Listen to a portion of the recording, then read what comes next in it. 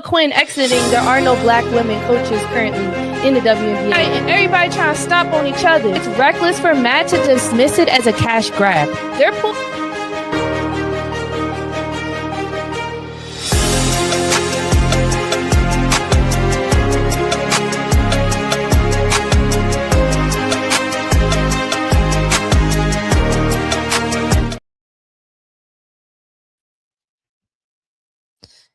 Alrighty, let's get it. Welcome to the No Bull Podcast, or welcome back to the No Bull Podcast. I am your host, Brianna Bull, and I am bringing you everything basketball. Because if you know bull, you know ball. Okay, so I'm excited. I have a few topics to talk about today, namely the Denver Nuggets without Nikola Jokic. Then we're going to talk about the NBA MVP race and how availability has impacted that recently. And then we will talk about WNBA basketball again because Unrivaled is back. And I'm extremely excited, especially in the midst of these CBA negotiations. So I'm excited because I think this is going to bring me back to like the early days of my podcast where I broke down like WNBA games, and it's a little easier than NBA games because there aren't as many, so you can literally sit through there. There'll be like 4 games in a night as opposed to the NBA where it's like 11 games happening at once. So it's just a little more fun. We'll dive into the Unrivaled website and we'll look at each team, the club, and just do a little more of a deep dive into Unrivaled, and I'm excited for that. So I'm just really looking forward to basketball. All right, so I have Tulip and Cheetah in the chat, so I'm very excited that y'all will be here, that y'all are here. I know it's a different time for me to be on, but let's get right into it. All right, so welcome to the chat. If you haven't already, make sure you drop a like. Again, I'm Brianna Bull, and I'm just grateful to be able to talk ball. Okay, first up on the docket is the Denver Nuggets. And if you're either a Joker fan or a Joker hater, I want you to comment your thoughts down below because I've already seen the Joker hater fan pages getting super excited for these 2 wins that the Denver Nuggets have managed to pull through without Nikola Jokic and a number of their stars.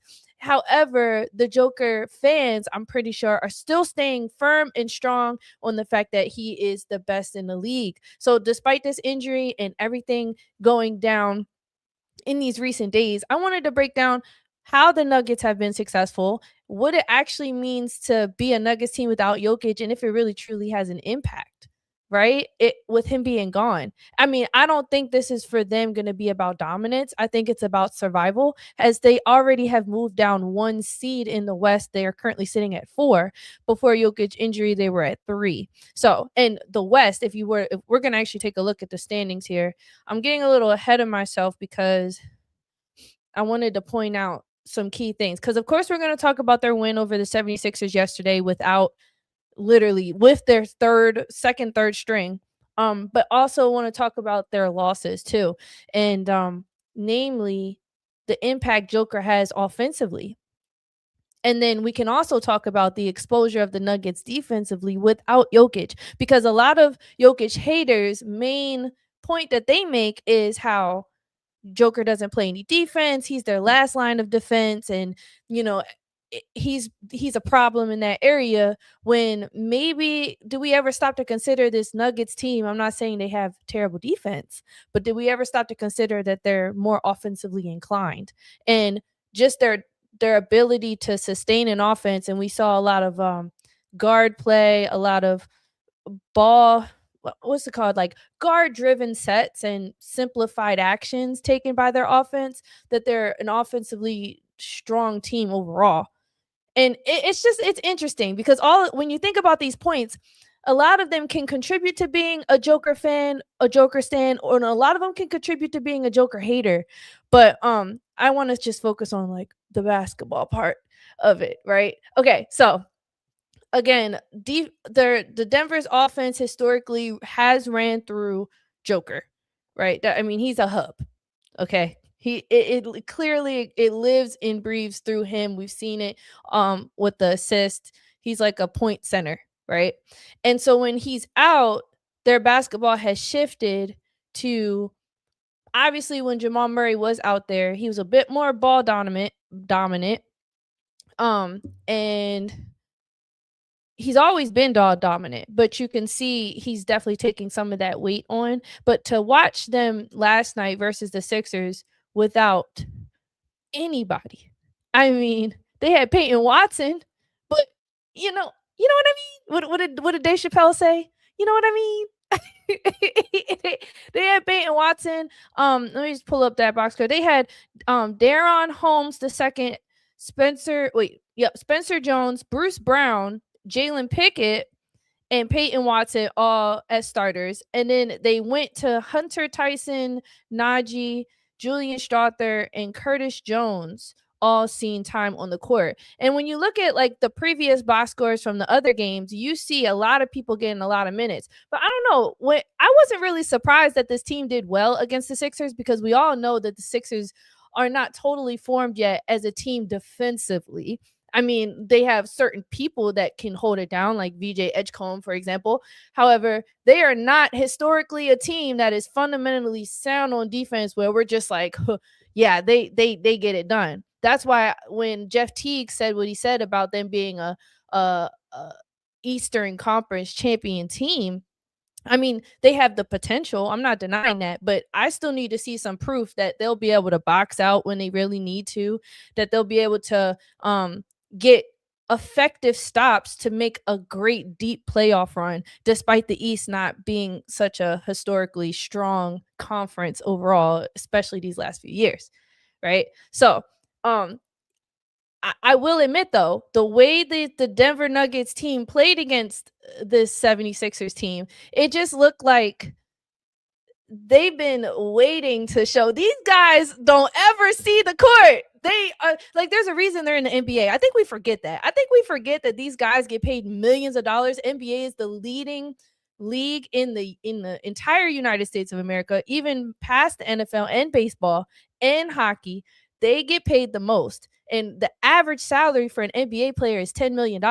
You're like, Bree, why are you talking about that? Because they're nice. Like, these guys, you know how hard it's probably the hardest team to make, because there's not that many slots. I mean, what did J. Cole say? They only got 12 slots on the Pistons. Like, there's not that many. So you, out of millions and billions of people, there's only about 15 people on a team. And you had to be nice. I mean, we've seen really good people get cut. So to see this second, third unit come out there and dominate isn't really that surprising. Their chemistry looked spot on. They're probably the practice squad. Oops. Yeah, don't mind that. They're probably the practice squad, right? Like, let's be for real. They are probably out there. Their chemistry is built because they have been proving themselves and fighting to prove themselves just to get burned on an individual level, but probably as a team too. What's up, Bruce? Glad you're in the chat. And I like this point that you're bringing up, because it circles us back to the whole Joker fans versus Joker haters, right? There is a middle ground, Bree. Just because someone isn't a Joker glazer doesn't mean they're a hater. Joker fans are like the new LeBron fans. This is insane. Why is hating to say Joker doesn't play D? I would say the conversation has gone really far at this point, because what I'm starting to see emerge is, if you can't even put a player as an MVP candidate anymore without the conversation of, oh, well, what about their defense? I just feel like the whole conversation surrounding defense, specifically Joker, it's low hanging fruit. And I am a defensive connoisseur. Like, I believe in defense, but that doesn't defense is very, very important. However, then why is Luka Doncic number 2 in the leader for categories to make MVP? Like, I'm not saying defense isn't important. It absolutely is. It's a huge differential. But when we're in the Joker conversation, that's all people who are against Joker being an MVP candidate says about him, is he's only good on offense. That has become the conversation. And it's driven a wedge between like other factors to the game. So it's I think it's very complex, and I may be making it a little more complex than normal, But saying Joker doesn't play defense and he is an MVP candidate doesn't make you a Joker hater. But the current state of the conversation surrounding basketball absolutely drives a wedge between the two thoughts. Um, Let me see. With the with the Denver Nuggets and so let me just break down their recent games. Absolutely, we know Joker went down versus the Heat on December 29th. December 31st is when they played the Raptors and they beat them by 3. And then they go on to play the Cavaliers and they lose to the Cavaliers by 4. And then we see them head back to by 5, sorry, by 5. And then you see them go to Brooklyn and lose again to the Nets 115 to 127. And these are 3 road games, by the way. 3 road games. They have 2 more road games. So I want to take into consideration the Nuggets having to face a 1, 2, 3, 4, 5 game road stretch without Joker. They go on to beat the Sixers 1 point in overtime. And there's even some questionables about that win all the way around with that, like the point second differential, et cetera, et cetera. But I want to stay focused on their upcoming schedule. They play the Celtics tomorrow. I think they were wise to rest their guys that like Tim Hardaway took a rest, Jamal, a lot of their primaries took rest so they could get ready for Celtics. And then they host the Hawks. They come back home and they host the Hawks. Then they have the Bucks. Then they go to visit the Pelicans and then the Mavericks. Boom. It's already January 14th by then. That's next week. I saw reports that Joker will not possibly, at worst, could be back before All-Star break. At worst. Emphasis on at worst. So we're looking at the rest of this January schedule. They play the Wizards, the Hornets, the Lakers, the Bucks again, Grizzlies. Maybe January 27th, we start to hear some progress with Joker. They play the Pistons. Then they play the Nets again, the Clippers, the Thunder. They don't have an easy schedule coming up here. Once we hit February, mind you, the All-Star weekend is February 13th. They'll possibly be able to get Joker back by the time they face the Pistons, the Knicks, the Cavs again. I mean, they don't have no easy breezy schedule coming up here. Their best hope with their current standings is just survival.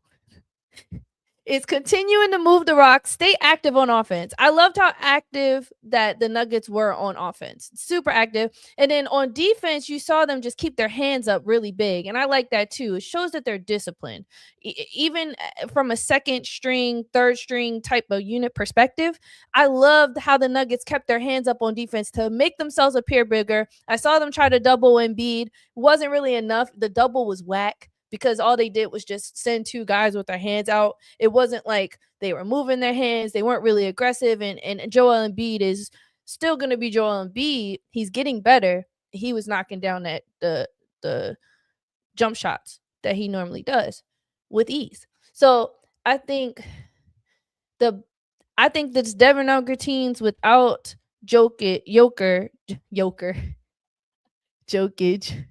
Get it? Okay, yeah. Without Jokic, I think they're doing solid. They're doing okay. I see them at worst dropping down to the 6th seed, because if we look at the standings, they're, like I said, they're at number 4, and the Rockets are right behind them with 2 games. So the Nuggets are 24-12, and the Rockets are 22-11, and the Wolves are right behind them with 23-13. So the Nuggets and the Rockets right now are at least tied for percentage wise, like percentage of like games won. And then the Suns are 21-15, and we've seen how great the Suns have been playing. I mean, they just beat OKC with that game winner with Booker. And that speaks a lot to the Suns and how far they've come this season. Didn't expect them to be so good. And then the Warriors are 19 and 18. But again, I'm not really concerned about that. I think the Nuggets, if they play how they've been playing, with they have to continue making their shots, obviously. But these guys were just knocking threes down like they do it all the time. But there's a reason that they're the second string. Okay. It's going to be a huge determination how things are going to shake out for them versus the Celtics. I don't see them winning against the Celtics. I think both teams are coached really well, but I truly believe that the Celtics are a way better team with Jaylen Brown and Derek White versus Jamal Murray and Peyton Watson. Despite Jalen Pickett having a great time. Okay, so I got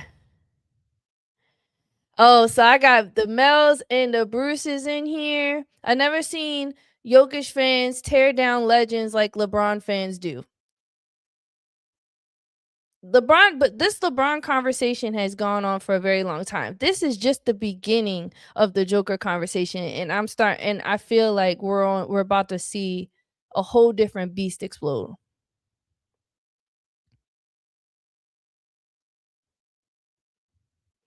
Bruce said, I'd be curious to go back through all previous MVPs and see which ones were as poor defensively as him.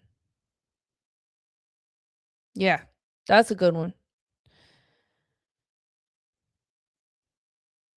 Cheetah said, Joker has to win 10 to 11 in a row.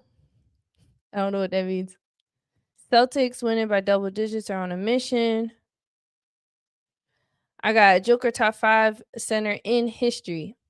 Well, I guess let's talk about the lower third question. Does Jokic need the Nuggets more than they need him? I want to bring that up because I just seen I scoured the internet for things like this, and I seen podcasts immediately are jumping to joke. You don't need look at the Nuggets winning. They don't need Joker. They don't need Joker. And then I see the this doesn't prove anything with Joker. Joker still is great. The Nuggets need him offensively, etc., etc., etc. So I'm trying to get down to the meat of this conversation from a perspective of I think with Joker, they dominate. Without him, they're just surviving. And it's a fact. But if Joker were to be on a different system, different team, would he still be the same beast necessary to carry these things out? Like he's been birthed through this Denver Nuggets system. The Jokic has become the top, like you said, one of the top centers in the league ever, being on this Nuggets team. We are finally getting a chance to see them without him, like fully without him. And we're a little premature because we still have so many games to see coming up here. See, Joker fans absolutely do tear down legends. There's one who harasses me daily talking about how Joker is better than Shaq and Robinson and more.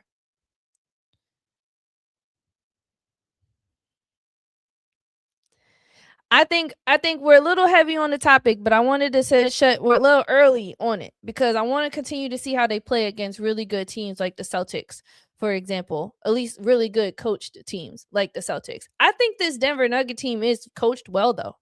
I will give the coaches flowers for what they've been doing, despite their loss to the Nets. But that's another conversation. What do y'all think? Does Joker need the Nuggets more than they need him?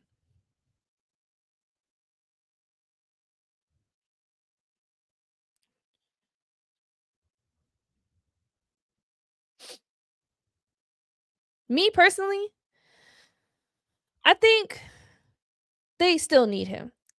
I think they still need him. I think he's an amazing asset and is very necessary to keep Joker. It's very necessary. Do the Nuggets need him? They need him more than he needs them. I just never seen Jokic on a different team. I mean, no, actually in Serbia, he does really, really well. But then again, they still like build everything through him. So I feel like on a different team, yeah, they still do. Even if fourth quarter Jamal Murray shows up, I still think that this Nuggets team excels with him. And I think he would be placed on any team and they would still excel. Humble Sports said, "I'm a Joker fan who enjoys Jokic. I don't know why I keep saying Jokic game, but I'm not gonna cap for him like other fans do."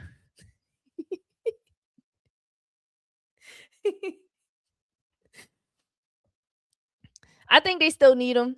I don't know if they need him more than he needs them. I think they're demonstrating why they are good, and I'm excited to see what more they can do. But they need survival. Like Cheetah said earlier, this is about survival. They need at least 500 on these last road stretches, this last game away road stretches that the Nuggets are going to endure. And if they need to survive until All-Star break, my prediction is that they're going to fall to at least the 6th seed. Hopefully not lower than that. But who knows? This could be like a blessing in disguise for them. Like what if they do fall to 6 or 7 seed and then that actually helps them make a deeper run in playoffs as opposed to maybe getting knocked out first round?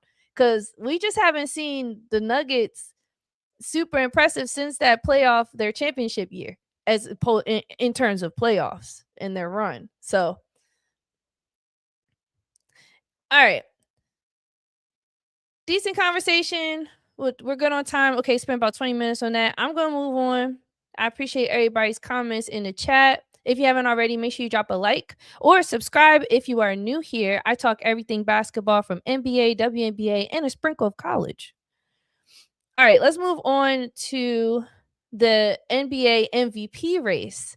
And my conversation is shaping like how availability is shaping the race. Obviously, with Jokic down, there's that 16 game requirement.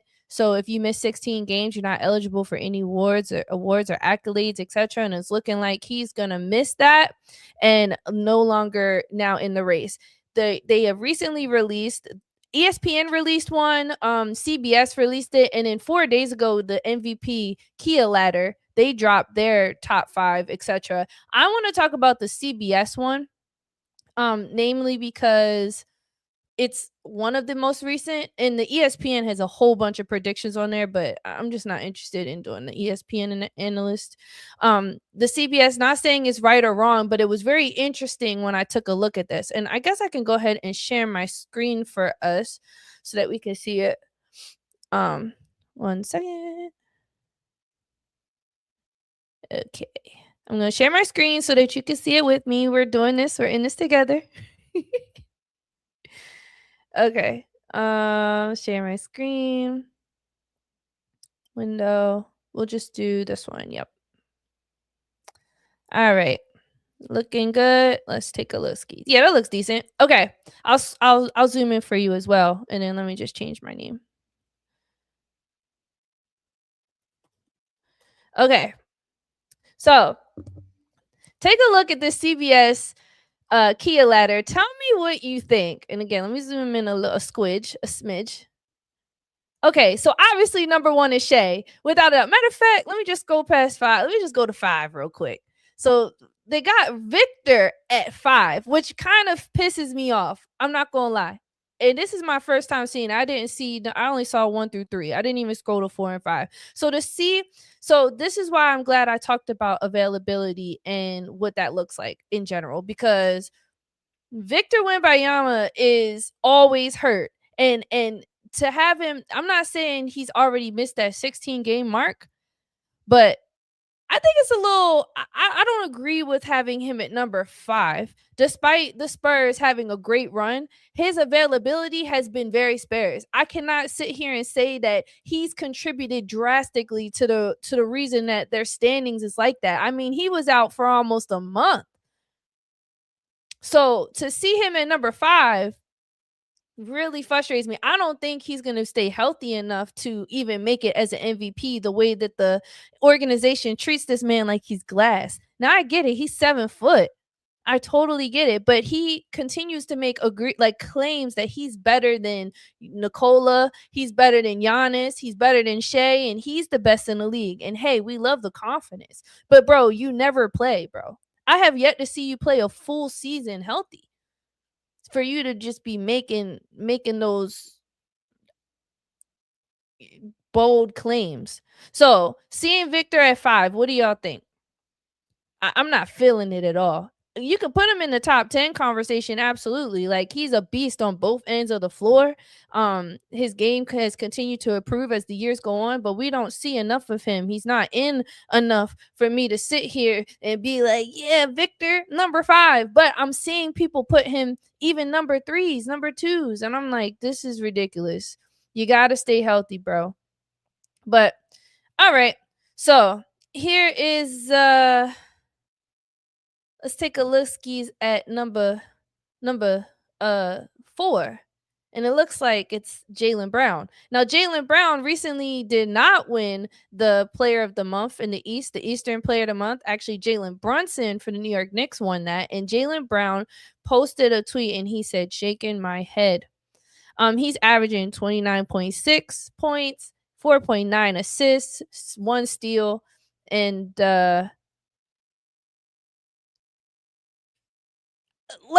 honestly, I'm a little speechless because I was a doubter. I doubted the Celtics from the jump. I looked at there's streams of me talking about how bad the Celtics are. Like, I didn't even have them in the play-in. Where the Pacers are, that's where I thought the Celtics were gonna be. I thought that the Wizards were gonna have a better season than the Celtics, and boy, was I wrong. And I want to give kudos to Jaylen Brown, obviously, because he contributes a lot to their success. But to be honest, y'all, I just think that the Celtics are coached really well. I mean, you mean to tell me you got 6'2" Peyton Pritchard as a starter, and y'all are still winning? You got Keta, who can't even jump off the ground, and y'all are still winning the way you're winning. I mean, it's crazy. Luke Garza was great. I thought when they lost Luke Cornett that they were gonna suffer, but then with Luke Garza, I'm like, okay, I like it. I mean, these guys have a well-oiled machine as a system. I got to give kudos to Missoula, but obviously Jaylen Brown, him at number 4, I like it. I like him being considered a top 5. I think he has to continue to have a phenomenal season, and the Celtics have to remain at least top 5 for him to still be in consideration like this. But look at who's at number 3. Cade Cunningham. Now, they got Cade at number 3 and Luka Doncic at number 2. Luka at number 2. And this was a huge debate on the stream the other night. If you want to tune in, you could just see my previous streams from Friday, or go over to Man Down Sports and you could see that stream. But we had a conversation about Luka, and to be honest, I think this is egregious for the Pistons to be number 1 in the East by a few games, by the way. And for Cade Cunningham to be playing, he's almost averaging a double-double. For him, for JB Bickerstaff, who's my coach of the year, for him to bring this team to be losers. They were at the bottom 2 years ago. Then they finished 6th overall, and now you're number 1 of the East. The only thing left that Cade needs to prove, and I understand why Luka may be at number 2, but the only thing that Cade truly needs to prove in order for him to unlock superstar is a deep, deep playoff run. He doesn't even need he can make it all the way to the Eastern Conference Finals, and to me, depending on how many games he wins or loses, if he were to lose that or win that, I would be like, okay, this guy's a superstar.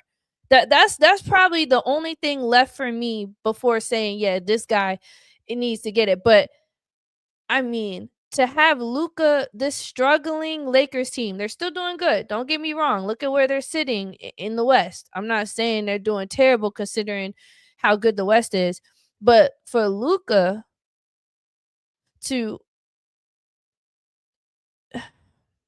I don't think Luka, this Lakers team with Luka keeps them in the game, but their chemistry, you watch them play, it's not looking good right now. And I think some of their issues have to do with Luka and how he's playing with the Lakers team. I do not agree with him being over Cade. And just reading what they said on here is he hasn't been as dominant as he was at the beginning of the season. There have been a lot of volume shooting nights, but in the end, the Lakers are number 3 in a murderous Western Conference and decline by over 7 points per 100 possessions when he sits. So when he's not on the team, the Lakers are drastically not are worse. However, when Austin Reeves was there, they was doing good. He kept them strong. You feel what I'm saying? Like, there's other guys on this team that can step up. LeBron James that could step up and keep the Lakers afloat. It does not. They don't live or die by Luka. And although Austin's out right now, LeBron is LeBron. I just feel like giving Luka number 2 is egregious, and I think they're being a little biased here. Kate Cunningham should be number 2, 100%. If anything, Luka should be under Jaylen Brown, in my opinion. If their reason for putting CBS reason for putting Luka as number 2 because of where they're sitting in the West, then you should be doing the same thing for the East, even if the East isn't overall as good. These are still NBA teams these guys are competing against. You feel what I'm saying? So, shout out to Kate Cunningham. He's my MVP, but he's my dark horse Cinderella. He's my Cinderella MVP. My real MVP is Mr. SGA. He's the best player in the league, hands down. You know he's averaging this, and he don't even play in the fourth quarter. We all been talking about that. This guy is a beast. Not only does he do this, but he still sticks like the best players on the other team. Like, this guy is phenomenal. SGA is the best, hands down. This is Mel said SGA, Jokic, and Cade should be top 3, but Luka is there because fans don't know how to be honest about stats. I'm taking Jokic out my top 3, and I'm gonna go with SGA, Cade Cunningham, and then I'll put Jaylen Brown as number 3. He could be interchanged with I'll leave him there. Number 3. I just think they get these top 5s going, right? Let me change back to this. They get these top 5s going. And you're right. And what Mel said about the fans, they get these top 5s going in there, and they throw in Wemby and they throw in Luka because they can't throw in LeBron. They can't throw in Steph. They can't throw in these guys that's why some of this be media ploys, and it really bothers me because it just bothers me. I know that MVP is made up of a multiple different types of votes, etc. But hands down, it should be SGA, Cade Cunningham, Jaylen Brown. That's it. Point blank, period. We'll see how the season unfolds. We'll see what happens after All-Star break when teams get tired and injuries start to pile up, and how close it is in the standings in the West and in the East. We'll start to see teams emerge. And I guarantee, I'm pretty certain that Cade is gonna end up at number 2 when it's all said and done. If not Cinderella, best hope number 1, but SGA is SGA. OKC is OKC. They're still a better team than the Pistons overall. And if we were to see them go head to head, it'd be a good game. But OKC has that playoff experience that the Pistons do not. So there is a lot of things to consider. What do y'all think about the MVP race currently? Who y'all top 3? Welcome to the chat. If you haven't already, make sure you drop a like, subscribe. Again, I'm Brianna Bull, host of the No Bull podcast, where if you know bull, you know ball. All right, I'm gonna move on to our third and final topic, which is the WNBA. Come on now, Unrivaled is back. This is the meat and potatoes of this episode, and I'm really excited because, well, for one, we all know what's going on in WNBA with the CBA negotiations, and everybody's fear that there could be a possible lockout. However, we still are honored and privileged to be able to watch them play in Unrivaled basketball, which is, if you're not sure what that is, I'm going to break it down for you. Unrivaled is a women's pro 3v3 league, and it's built to be a domestic off-season option for players who do not want to travel overseas. And the structure is meant to be like player friendly and gain them higher visibility. This is season 2, and it's being played at the Sephora Arena in Miami. And it's the Sephora Arena is like an upgraded facility essentially, and it's used for content and other things like that. Um, so it's a full court, but it's a condensed full court. So it's not like a typical Olympic 3v3. These women are running full court. They have 3 7-minute quarters, and the winning score in the fourth, there's no overtime. They add 11 points to the leading team's score after 3 quarters, and the first team to reach that target wins. So, and then free throws are simplified. It's 1 free throw is worth 2 or 3 points depending on the shot attempt. There is an in-season tournament. It's a one-on-one tournament, and that's always really fun. And the top prize of that tournament is $200,000. Now, as far as the team and roster goes, they use club rosters and a draft protection setup. So some teams protect their players, and then new clubs get early picks. And then we already know who. Well, if you don't know, Nafisa Collier and Breanna Stewart. So Nafisa is currently on the Minnesota Lynx, and Breanna Stewart is on the New York Liberty, and they created this Unrivaled. But the president, his name is Alex Bazell. And if you are keeping up with the WNBA CBA negotiations as well as Unrivaled kicking off, then you would know what Unrivaled has said recently in regards to the CBA and the NBA. But they haven't really talked about the CBA. But in my opinion, they're being super strategic and subtle, and I'm going to talk about that.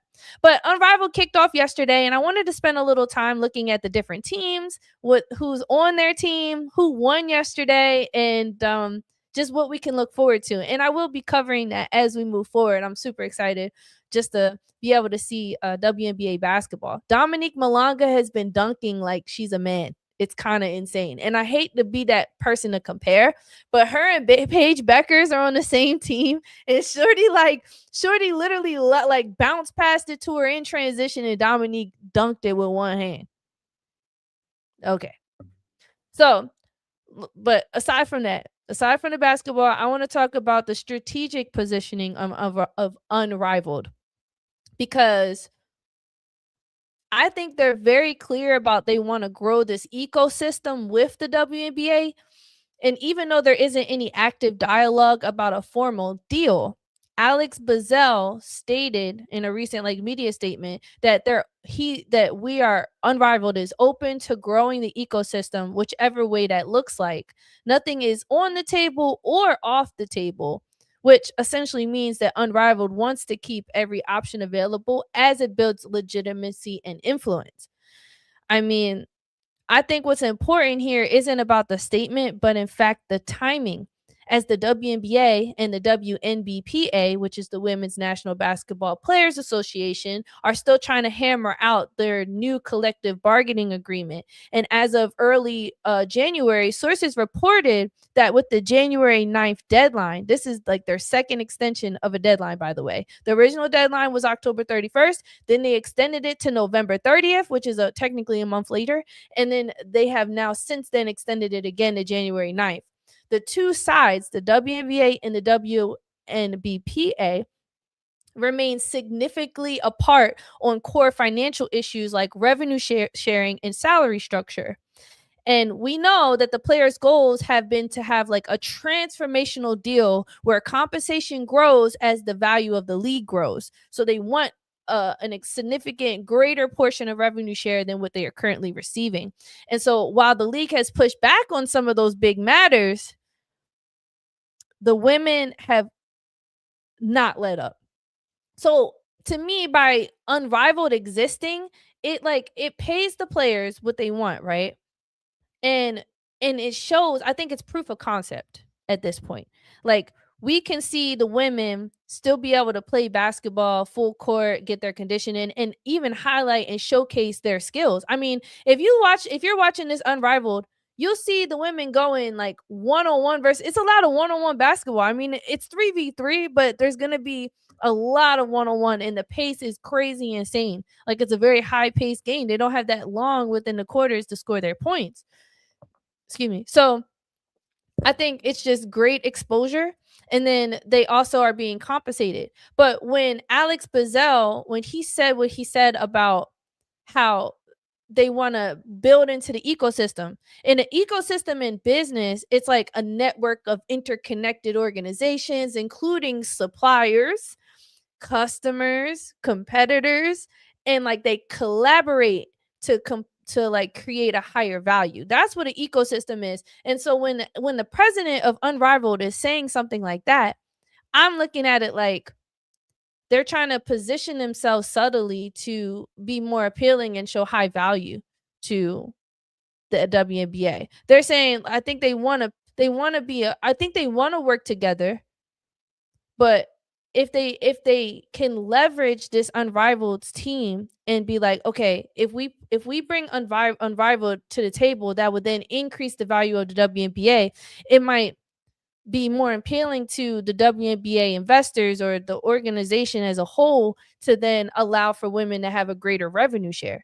Because if you have Unrivaled and it adds more value, then why wouldn't the women get bigger profits? Because if the WNBA is arguing that they still haven't reached a position where they can pay the women more without maybe not even breaking even for themselves, then if they added Unrivaled, could that possibly change the scope? Could that change the game for them essentially? So, um I think even if no one says it outright at the table, the leverage that comes from having a viable alternative can shift how both sides could possibly think. And players can have new options beyond like overseas league, new opportunities for the pay, their exposure, and still career control. And it wouldn't have such a weakened labor dynamic that they're currently struggling with. And so again, it's not that Unrivaled came out and said that, and it's not that I know of or there's been sources or any statement saying that Unrivaled is a conversation within the negotiation between the WNBA and the players. However, I don't see any of it letting up. And with Unrivaled kicking off, it's very important as a fan that we tune in and we give it a lot of exposure and a lot of love, because this could possibly be used as leverage from the women for the women. This could possibly be used as leverage for the women to further their very, very admirable attempt to increase their value within the league overall. So, taken together, launch, Unrivaled launching, the ongoing CBA talks, and the players' public dissatisfaction, including authorization to strike if necessary, to go on a strike, all paint a picture where women's basketball isn't just negotiating dollars and schedules anymore. I think it's negotiating the models, the ownership, and the alternative pathways to income and long-term cultural value. And I think Unrivaled, its existence, it's I think it's only helping the women. So it would behoove us as fans to make sure we tune in. All right. Tune in, lock in on Unrivaled, and then aside from all of their revolution of fighting for fairness and justice, the league is good, bro. It's so good. Okay, let's talk about that now. Let's I got SGA up there for MVP, but let's shift gears to did I just click UFC? Okay, we're gonna exit that out. Okay, so Unrivaled. Okay, so here's their website. I signed up because for Unrivaled, you can win courtside tickets if you vote correctly on who's going to have the highest free throw percentage this season. And then they have like tiebreakers on percentages and stuff like that, et cetera, et cetera. But I went ahead and voted. I said Skylar Diggins because one of her strengths is getting to the line, and she actually hits it very well from the line. So I went ahead and did Sky Diggs. But go ahead and sign up for your Unrivaled account. Let me just make sure it's being showed. Okay, perfect. Sign up for your Unrivaled account, and then you'll be able to enter that contest as well. But I wanted to show you who's on every team real quick, so we could just talk about how nice these rosters really look. Okay, so for Team Breeze, they got Noelle Quinn as their head coach. Welcome back, Noelle. She was the last Black female woman coach in the WNBA, so I'm just glad that she's coaching this Unrivaled. You know, we got some hope still living in women's basketball with that one. But can't professionally at least. So we got Cameron Brink, Kate Martin, Dominique Malonga, Paige Beckers, Ari McDonald, and Rakia Jackson. Bro, this team is nasty. They got everything that they need. Now we know Ari is hurt right now, but still, they got the size. They might have some liabilities on defense here. And I'll even say Rakia could be a liability on defense too. Cameron tends to foul a lot, but still, seeing my favorite of this is this Paige and Dominique Malonga. Because when I'm telling you, Paige is throwing oops to Dominique, y'all. Dominique is she's gonna be dropping oops. She's gonna be like, bro, she's gonna be so nice. She's only 19 years old. She's currently on the Seattle Storm, who was coached by Noelle Quinn. So some chemistry there. This Breeze roster looking kind of smooth. I'm digging it. We got their shooter, everything, score. Cameron Brink, the Gazelle. I'm digging it. I like Team Breeze, man. Okay, let's take a look at Team Hive. They have Sanaya Rivers, who we know plays amazing defense. She did everything she could for the Connecticut Sun. All right. Then you got Sonia Citron. Oh my gosh. Candidate for Rookie of the Year. If you ever seen her play in person, she just got like this swagger, coolness about her, man.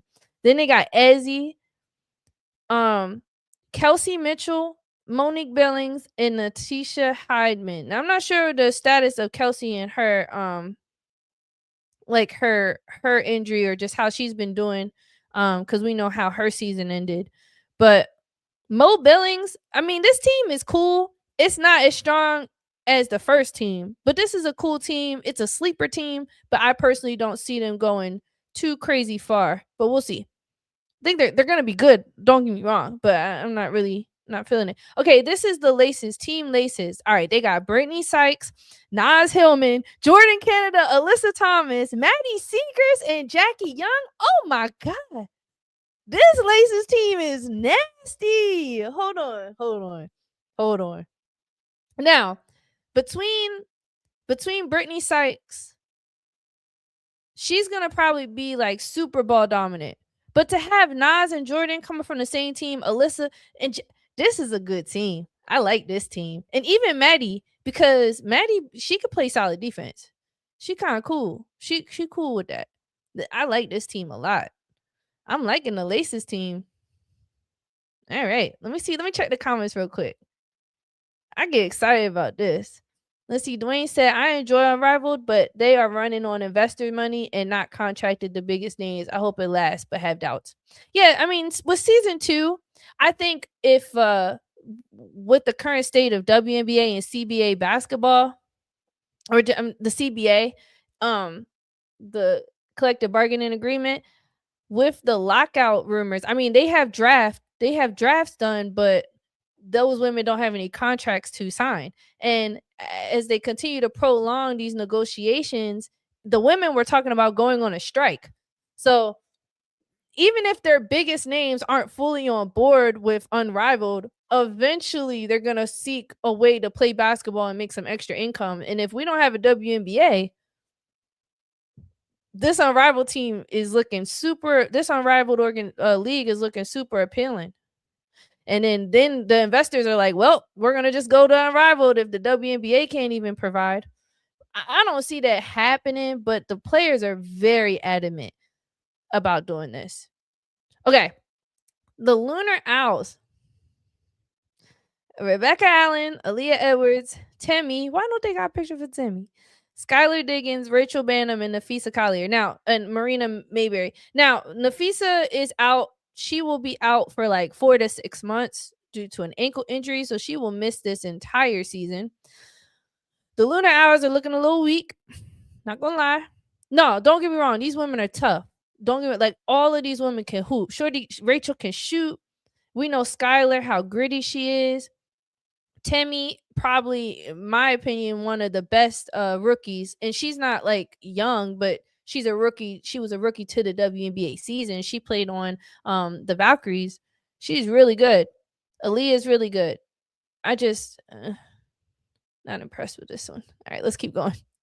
All right, let's look at the Mist. Now the Mist got Miss Stewie on there. Okay, they got Enrique, Veronica Burton, Alicia Gray. Now Leah Rue is hurt, which is tier. Alana Smith and then Stewie. So we got co-defensive player of the year. No shade. Stewie. I mean, if you got Stewie on your team, you got Stewie on your team. You feel what I'm saying? And Veronica Burton. I watched them play a little bit yesterday. I didn't have a chance because it'd be so many games on. So I didn't prioritize watching this. But I did tune in and Stewie ended up hitting the game winner. And I they do a lot of like back I'ma back them up because Veronica Burton is one of those. She's small, but she's one of those guards that are aggressive, and a lot of her points are in the paint. And same thing with Stewie. This team, and same thing with Alicia. I mean, these women can shoot, but a majority of their points are going to be in the paint, and they're going to rely heavily on like backing people down and having that one on one. I'm a back you down and or try to get by you type of basketball, which they all are doing, but this team specifically for sure is going to get a lot of points in the paint. Okay, let's see. Phantom. Oh, it's hard. All right. Dana Evans, Kelsey Plum, Satu Sabali, Aaliyah Boston, Natasha Kyle, Kiki Irfan, and then Tiffany Hayes. I like this. I like this a lot. I like all this because Dana is a champ. And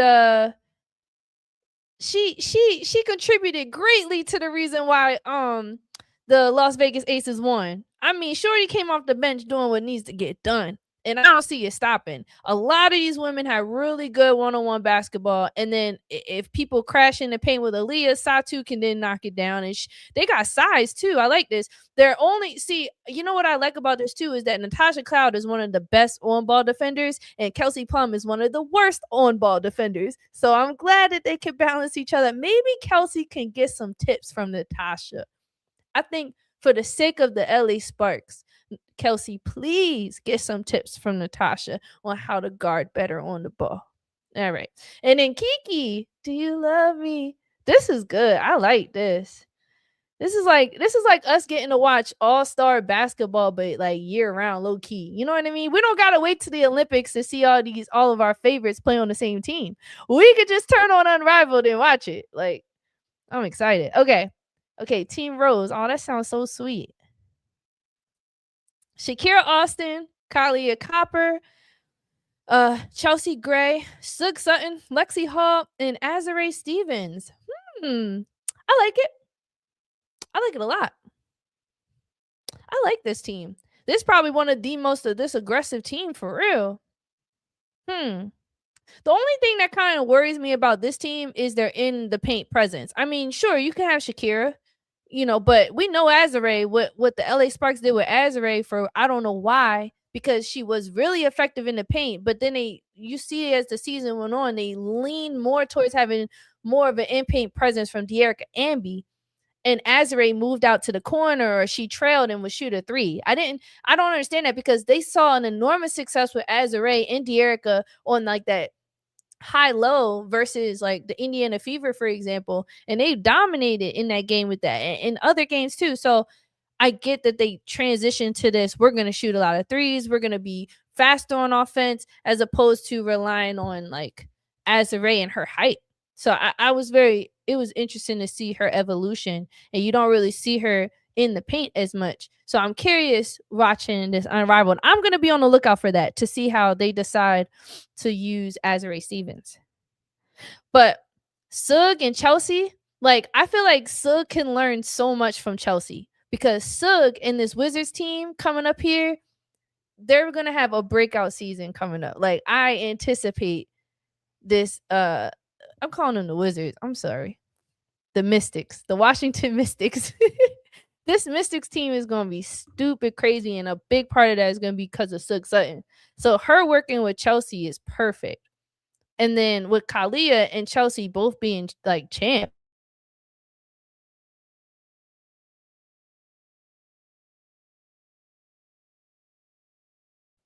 Let's move on. Is there one more team to look at? Oh, I don't know about them being Team Rose though. Like who picked that? I feel like that's a little too sweet. All right. You hooping. We're hoopers. Oh, hold on. Y'all see that J. Cole? Hold on 1 second. Okay. And then we're gonna do Team Vine. That's who's coming up with these names? This is all right. Damn, no pictures, or they just not loaded. Okay, Ray Burrell. Oh, I like this. I like Ray Burrell, Derek Amby coming from the same team. Then you got Ryan Howard, a beast. Courtney Williams, Brittany Griner, boo, and then Erica Wheeler. All right, okay, this team is cool. I ain't mad at it. Erica Wheeler, we all know she plays on Seattle Storm. I think she was an integral part of the team, and Noelle Quinn really disappointed me how when Brittany Sykes came over, before Brittany got there, Erica Wheeler was really holding it down for them. Aside from NECA, Erica Wheeler was probably their most consistent player, and she brought like a lot to the game for the guards, especially when what's your name? She was falling short. Oh my gosh. She wasn't doing that well. She just her season just went on a decline along with the team. But Erica Wheeler held it down. When they were at their lowest, Erica was still shining. And then when Brittany came over, it was like, oh, go to the bench, Erica. We're not going to play you that much, Erica. It's crazy to me, man. That was a huge mistake for them. All right. And then Brittany Griner, I'm excited to see her like with matchups against like Dominique Malonga. You know, does what she does. I don't think she's going to. She just, it's time for it's almost time for Brittany. It's about that time. Courtney Williams, I'm excited to see her play. I want to see more because Ryan Howard's on the team. I think looking at this team as a whole, Courtney might still have to be. It's 3-on-3 basketball, right? So she could probably be. We saw how she shifted from a shooting guard to a point guard in this recent season with the Lynx. And specifically this year, it was the most we've seen her in a point guard position. And then every once in a while, they bring what was her name? Was Natisha? They bring Natisha Heidman off and have Natisha as like the point and move Courtney to her comfort in the shooting guard. So with this lineup here, I can see Courtney being able to still do both, and I'm excited. Maybe Erica Wheeler. I think they're all going to be interchangeable. Ryan Howard's pretty ball dominant. So maybe with Ryan Howard being able to act in that type of position, because with the Atlanta Dream, Jordan Canada stepped up to be like their go-to point guard. But for a while, I feel like Ryan Howard was like their low-key, their number one, while Alicia was like number two. You feel what I'm saying? And as much as Alicia was great, I feel like the Dream was Ryan Howard's team. Might be an unpopular opinion, but and then De'Erica Amby and Ray Burrell. I like that. It's a decent team. I see them doing all right. I would say looking at all of the clubs though. Hold on. Take me back to let me look at the thing real quick. Comments. Appreciate you. Okay, Dwayne said Team Rose. Rakia Jackson is one of my favorites to watch. I agree because she's super like long, right? So you can play like if you wanted to match up against a really big team, you could put her anywhere. You could put her at the 3. I want to see her improve on her dribbling and not settling as much. Cause I see sometimes they'll pass it to her and she'll go off the second pass. And it's like, we could swing it around a little more, get you a little more off ball movement, and then you catch it and go for it again. You know, you have the talent and ability to wait for the clock to go down a little bit to make your move. But overall, let me just go back to the clubs. Looking at all of these clubs, I'm not going to lie. Team Laces definitely stuck out to me. It's Team Breeze, Laces, and Phantom were my top 3 that I was looking like, damn, they might be tough. Like, I'm gonna go to Laces one more time. Look at this lineup. Come on. Team Laces was tough. Breeze was cool. But Phantom, I think Phantom's my favorite team.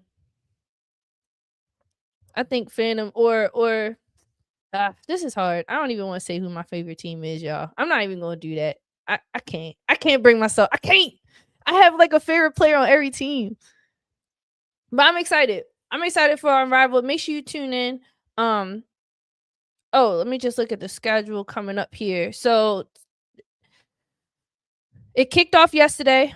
Team Mist beat Team Hive 72-56, and then Team Laces beat Team Vinyl 58-42.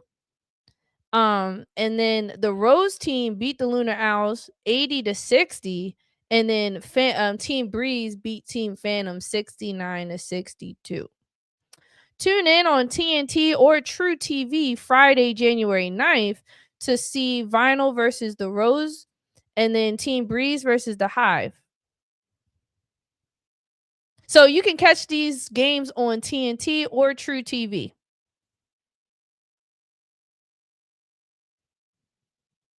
I'm not gonna lie, y'all. I might look into getting tickets to actually go. Like, I would go to Florida to catch one of these games. The games go on. The final game, the championship is gonna be Wednesday, March 4th. So they're playing through March. Well, not through March, but to March. We got 2 months of Unrivaled basketball. I'm super excited. All right. Well, let me just check the chat.